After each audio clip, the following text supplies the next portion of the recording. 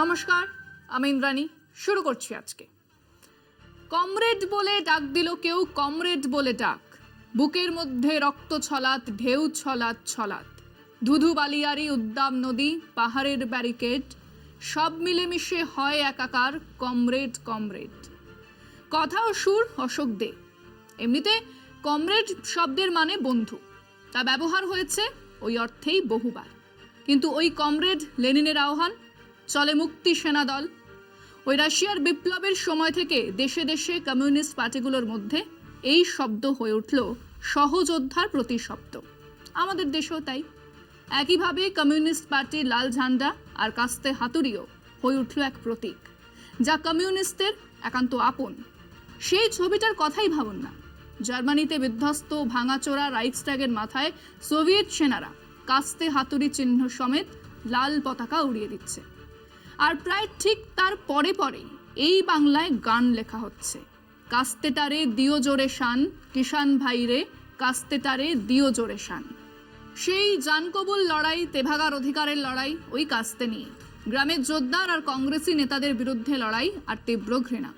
আমাদের প্রণববাবু, হ্যাঁ, প্রাক্তন রাষ্ট্রপতি প্রণববাবুর বাবাকে কীর্ণাহারে ঘিরে ধরে টিকি কেটে নিয়েছিল এই কমরেডরাই। ওই সময় হুগলি, ব্যারাকপুর শিল্পাঞ্চলে বিক্ষোভ, স্ট্রাইক, রাস্তায় লড়াই, হাতে কাস্তে হাতুড়ি। শ্রমিক মহল্লায় পুলিশ, লাঠি, গুলি, বিধান রায় সরকার। ব্যারাকপুর শিল্পাঞ্চলে লাল ঝান্ডা, কাস্তে হাতুড়ি নিয়ে মাঠ আগলাচ্ছেন মোহাম্মদ ইসমাইল। কমরেডরাই বলেন, আলো নিভিয়ে ব্যালট বদলে সামান্য ভোটে বিধান রায়কে কোনো রকমে জেতানো হয়েছিল। উল্টো দিকে ছিলেন ওই মোহাম্মদ ইসমাইল। কিছুদিন পরেই ভুখা মানুষের মিছিল, গুলি চালালো কংগ্রেসের সরকারের পুলিশ, খাদ্য আন্দোলন। যুক্ত ফ্রন্ট, কংগ্রেসের কলকাঠি নাড়ার জন্য হাজির রাজ্যপাল ধারামবীর। অবশেষে 70-এর দশক। কংগ্রেসের গুন্ডারা বেলা 10টার মধ্যেই লুট করেছিল ব্যালট বাক্স। জ্যোতিবাবু হেরেছিলেন। ওই 70 দশকেই ঘর ভাঙা হয়েছিল, ঘর ছাড়া হয়েছিলেন সিপিএম দলের কর্মী সমর্থকেরা। গান লেখা হয়েছিল, কারামোর ঘর ভেঙেছে, স্মরণ আছে। 77-এ সিপিএমের নেতৃত্বে বামফ্রন্ট, কমরেড জ্যোতি বসুর লাল সেলাম, রাজ্য জুড়ে কাস্তে হাতুড়ি। এবং আরও তীব্র হয়েছে কংগ্রেস সিপিএম লড়াই। চারু মার্কেটে পেট্রোল বোমা, পোড়া লাশের ছবি, মালোপাড়ায় সারি সারি লাশ, উল্টো দিকে কেবল ভোট দেবার জন্য হাত কেটে নেওয়া। এসব রাজনীতির মধ্যেই বিজেপির উত্থান এবং সিপিএমের সৈফুদ্দিন চৌধুরী কংগ্রেস বাম ঐক্যের তত্ত্বকে কেবল খারিজ করে দেওয়াই নয়, সৈফুদ্দিন চৌধুরী, সমীর পুততুন্ডু সমেত এক ঝাঁক নেতার দলত্যাগ এবং দল থেকে বহিষ্কার। তার কবছরের মধ্যে বাম কংগ্রেস জোট, আসন সমঝোতা, নির্বাচনী সমঝোতা ইত্যাদির মোড়কে আসলে বাম কংগ্রেস ঐক্যের তত্ত্ব নিয়ে চলছে সিপিএম। গতকাল সেই তত্ত্বকে রাজ্য জুড়ে ছড়িয়ে দিতেই দলের ওই কাস্তে হাতুড়ি চিহ্ন সম্বলিত উত্তরীয় পড়ানো হলো কংগ্রেস সভাপতি অধীর চৌধুরীকে। পাশে রইলেন রাজ্য সম্পাদক মোহাম্মদ সেলিম। সেটাই বিষয় আজকে। কমরেড অধীর চৌধুরী, লাল সেলাম। বাংলায় প্রায় 3.5 দশক রাজত্ব করার পরে রাজ্য থেকে সংসদে বামেদের প্রতিনিধিত্ব শূন্য, রাজ্য বিধানসভাও বাম শূন্য। দলের এই দুর্দশা কিছুতেই মেরামত করতে পারছে না সিপিএম। 2021 সালে কংগ্রেসের হাত ধরে লড়াই করেও হাল ফেরেনি। হাত ধরাধরি করে কংগ্রেস বাম দুপক্ষই ডুবেছে। হাল ফেরাতে এবারেও সে একই কৌশল। সিপিএম এর এতকালের নীতি ভেঙে দলের রাজ্য সম্পাদক নির্বাচনে প্রতিদ্বন্দ্বিতা করছেন। এতটাই মরিয়া সিপিএম যে রাজ্য সম্পাদক মোহাম্মদ সেলিমকে ভোটে দাঁড় করিয়েছে। মুর্শিদাবাদ আসনে প্রার্থী সেলিম, পাশে বহরমপুরে কংগ্রেসের প্রার্থী অধীর চৌধুরী। একথা যে সিপিএম এর তাড়া খেয়ে অধীরকে এলাকা ছেড়ে পালিয়ে বেড়াতে হয়েছে মাসের পর মাস, তাকে জেলে পাঠিয়েছিল বামফ্রন্ট, সেই অধীর এখন আলিমুদ্দিন স্ট্রিটের কর্তাদের অন্যতম ত্রাণকর্তা। মুর্শিদাবাদে অধীরের তথা কংগ্রেসের সাংগঠনিক শক্তির ভরসায় সেলিম লোকসভায় প্রার্থী হয়েছেন। শুধু সেখানেই থেমে থাকেননি। অধীরের গলায় কাস্তে হাতুড়ি মার্কা উত্তরীয় চাপিয়ে তাকে নিয়ে ভোট চাইতে পদযাত্রা পর্যন্ত করলেন সেলিম।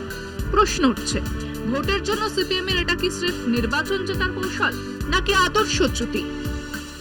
স্বাধীনতার আগে থেকেই দেশের সবথেকে বড় দল কংগ্রেস সম্পর্কে কমিউনিস্ট পার্টির মধ্যে নানান মতামত ছিল।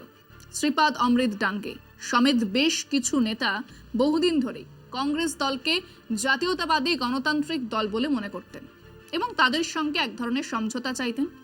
কিন্তু দলের সেই নেতারা, যারা পরে সিপিএমে এলেন বা তৈরি করলেন, তারা কংগ্রেসকে দেশের একচেটিয়া পুঁজি আর অবশিষ্ট সামন্তবাদের প্রতিনিধি হিসেবেই মূল্যায়ন করেছেন, যা এখনো সিপিএমে পার্টি কর্মসূচিতে আছে। সেই কর্মসূচিতে এও লেখা আছে যে এই একচেটিয়া পুঁজি, অবশিষ্ট সামন্ততন্ত্র এবং তাদের প্রতিনিধি এই কংগ্রেসকে হারিয়ে উৎখাত করে এক জনগণতান্ত্রিক সরকার তৈরি করতে হবে। সেসব আছে, কিন্তু তারই মধ্যে তো বিজেপির উঠে আসা। তখন লাইন পাল্টে কংগ্রেস বিজেপির সমদূরত্বের লাইন আনা হলো। এরপরে বিজেপি ক্ষমতায় এসেছে, তাকে হাঁটাতে দেশ জুড়ে প্রত্যেক গণতান্ত্রিক শক্তিকে নিয়ে এক মঞ্চের কথা বলা হয়েছে। তার প্রয়োগের শুরুতেই একগুচ্ছ বিরোধিতা ঘিরে ধরেছে সিপিএমকে। প্রথমত, যেসব দলকে নিয়ে জাতীয় মঞ্চ তৈরি হলো, ইন্ডিয়া জোট তৈরি হলো, তাতে তৃণমূলও আছে। এদিকে বাংলাতে তাদের লড়তে তো হবে ক্ষমতাসীন সরকারের সঙ্গে, যা আছে তৃণমূলের দখলে। ওদিকে কেরালাতে তাদের লড়তেই হবে কংগ্রেসের সঙ্গে। অন্য রাজ্যে যেখানে কংগ্রেস সমঝোতা করছে না, যেমন আসাম, যেমন উড়িষ্যা, যেমন অন্ধ্রপ্রদেশে, সিপিএম লড়ছে কংগ্রেসের বিরুদ্ধেও। সব মিলিয়ে স্ববিরোধিতার চূড়ান্ত, শাক দিয়ে মাছ ঢাকা বা মাছ দিয়ে শাক ঢাকা নিয়ে চূড়ান্ত ধোঁয়াশা। কিন্তু নির্বাচন আর কাউকে না করুক, মোহাম্মদ সেলিমকে এতটাই উত্তেজিত করে যে উনি কাণ্ডজ্ঞান হারান। গতবার দাঁড়িয়েছিলেন ফুরফুরা শরীফ সংলগ্ন চণ্ডীতলায়। তো এতটাই জেতার ইচ্ছে যে কাণ্ডজ্ঞান হারিয়ে অধীরবাবু বক্তৃতা থামিয়ে আব্বাসকে বুকে জড়িয়ে ধরলেন। আদৌ রাজনৈতিক কোনো চেহারাই নন, অন্ধ কুসংস্কারাচ্ছন্ন এক কাঠ মোল্লাকে জড়িয়ে ধরার একমাত্র কারণ এক ফটো অপরচুনিটি তৈরি করা, যা তাকে জিততে সাহায্য করবে। অধীরবাবু দৃশ্যতই বিরক্ত হয়ে নেমে যাচ্ছিলেন, বিমান বসু তাকে থামান। আজ সেই জেতায় তীব্র আকাঙ্ক্ষায় কাস্তে হাতুড়ির চিহ্ন সম্বলিত উত্তরীয় পরিয়ে দিলেন অধীর চৌধুরীকে। নিজেও পড়লেন, ভোট ভিক্ষায় নামলেন। জিততে হবে, এটাই বটম লাইন, যে কোনো মূল্যে জিততে হবে। আমরা আমাদের দর্শকদের জিজ্ঞাসা করেছিলাম যে অধীর চৌধুরীর গলায় পরানো হলো কাস্তে হাতুড়ি উত্তরীয়। কাস্তে হাতুড়ি হাত এক হয়ে গেল রাস্তায়। এটা কি এ রাজ্যে কমিউনিস্টদের আদর্শহীনতা, নাকি স্রেফ ভোটে জেতার জন্য একটা অস্থায়ী পরিকল্পনা? শুনুন মানুষজন কি বলেছে। তো সর্বভারতীয় ক্ষেত্রে একটা ইন্ডিয়া জোট হয়েছে, সিপিএম কংগ্রেস কাছাকাছি এসছে, একটা জোটের পরিপ্রেক্ষিতে এই উভয়ের মানে উত্তরীয় পড়াচ্ছে। এটা একটা জোট সঙ্গী বিজেপিকে উৎখাত করার জন্য। তৃণমূল এবং বিজেপিকে, এই ফ্যাসিস্ট তৃণমূলকে ঠেকাতে গেলে এই মুহূর্তে কংগ্রেস সহ যারা ধর্মনিরপেক্ষ যে দলগুলো আছে সেই দলগুলোকে যৌথভাবে লড়াই করতে হবে। এই যৌথভাবে লড়াইয়ের ক্ষেত্রেই এই অ্যালায়েন্সটা হয়েছে। আদর্শহীনতা এবং স্বার্থপরতা, সুবিধাবাদী যে কোনো প্রকারে ছলে একটা পশ্চিমে একটা সিট দরকার ওদের। দুটো গ্রুপই যদি ঠিকঠাক না থাকে তাহলে কিন্তু পরবর্তীকালে কিছুই লাভ হবে না। শুধুমাত্র পলিটিক্যাল গেনের জন্য বা শুধুমাত্র এই যে সামনে ইলেকশন তার জন্য হতে পারে, হয়তো এইটা যে পার্মানেন্ট একটা টিটি বা পার্মানেন্ট ইয়ে আমি মনে করি না। উনি তো বিচক্ষণ লোক, এটা উনিই বলতে পারবেন কী হয়েছে ওনার দিক থেকে। তবে আমার মনে হয় ঠিকই আছে। এখন ভোটের মরশুম এসছে তাই হয়তো হাত ধরাধরি হয়েছে, কিন্তু অত বাংলায় তো কিছু নেই। স্রেফ ভোটের জন্যে বলুন আর যাই বলুন, এটা সিপিএম তার আদর্শচ্যুত হয়ে গেছে। সিপিএম জোট করে এখন কিছু ফল ভালো করতে পারবে না। সিপিএমের আর কোনো ঐতিহ্য নেই। গরমে মানুষ কান পাতলেই শোনাচ্ছে একই কথা যে সেলিম অধীর দুজন এক হয়েছে, তাহলে কে কার দিকে এটাই মানুষ বুঝতে পারছে না। কমিউনিস্টরা তো অলরেডি ওয়েস্ট বেঙ্গলে সাইনবোর্ডে পরিণত হয়েছে। অধীর চৌধুরী হয়তো এখনও অতটা দেউলিও হয়নি, তবুও আমার যেটা মনে হচ্ছে এটা অধীর চৌধুরী এবং মোহাম্মদ সেলিমদের যাতে দাঁত চেপে লড়াই করার একটা প্রচেষ্টা মাত্র। ওদের আলটিমেটলি ওরাও খুব ভালো করেই জানে যে আমাদের আর ভবিষ্যৎ অন্ধকার, আমাদেরকে এখন এর হাত ওর হাত তার হাত ধরে যেতে হবে, তাই ধরলো কংগ্রেসের হাত। এটা এখন তো বিভিন্নভাবে কোয়ালিশন সরকার চলছে, তাই ওরা বাম এবং কংগ্রেস এরা দুজনে একটা আঁতাত করলো। এটা একটা মানে চক্রান্ত পরিকল্পনাই, তবে যাই বলুন না কেন এদের গোপনতা আগে থেকেও ছিল, এখন ওটা সামনে প্রকাশ আসলো। কংগ্রেস সিপিএম এরা তো ইন্ডিয়া জোটের শরিক, এর জন্য হয়তো কংগ্রেস এবং সিপিএম এক জায়গায় হয়েছে, নিজেদের ব্যক্তি স্বার্থের জন্যে তারা যদি সেটাকে ব্যবহার করে থাকেন তাহলে সেখানে আমার আপত্তি। একদিকে বলা যায় যে মানুষ ভোটের রাজনীতি বটে, ভোটের জন্য তো বটে। মোহাম্মদ সেলিমের ভোটে জেতার তীব্র বাসনা এর আগেও আমরা দেখেছি। আব্বাসকে কেবল জড়িয়ে ধরা নয়, 2021-এ আইএসএফ বাম জোটের প্রধান কারিগর ছিলেন এই সেলিম সাহেব। তারও আগে ওনার ছবি দেওয়া বড় বড় কাটআউট লাগানো হয়েছিল পার্ক সার্কাসে।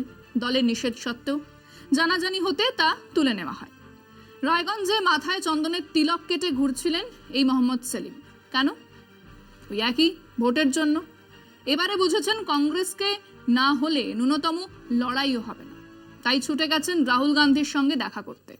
যে রাহুল গান্ধী মাত্র একদিন আগে বলেছেন দলের আরেক পলিট ব্যুরো নেতা পিনারাই বিজয়নের সঙ্গে বিজেপির সেটিং আছে। তা নিয়ে একটা হালকা প্রতিবাদও আরেকজন পলিট ব্যুরো সদস্য কমরেড সেলিমের গলাতে দেখা গেল না, কারণ ওই ভোটের হিসেব। আগামী ভোটে ইনি প্রয়োজনে মমতার গলাতেও ওই কাস্তে হাতুড়ি উত্তরীয় পরিয়ে দিতে পারেন, যদি ভোটের অঙ্ক সেরকম হয়। সে উত্তরীয় মমতা পড়বেন কিনা তার আলোচনা পরে, কারণ সবাই তো অধীর চৌধুরী নন, কিন্তু সেলিম তা করতে পারেন। ওনার কাছে নির্বাচনে জেতাটাই একমাত্র লক্ষ্য, সব থেকে জরুরি। আজকে পর্যন্তই। দেখতে থাকুন কলকাতা টিভি, রাত দিন 7 দিন।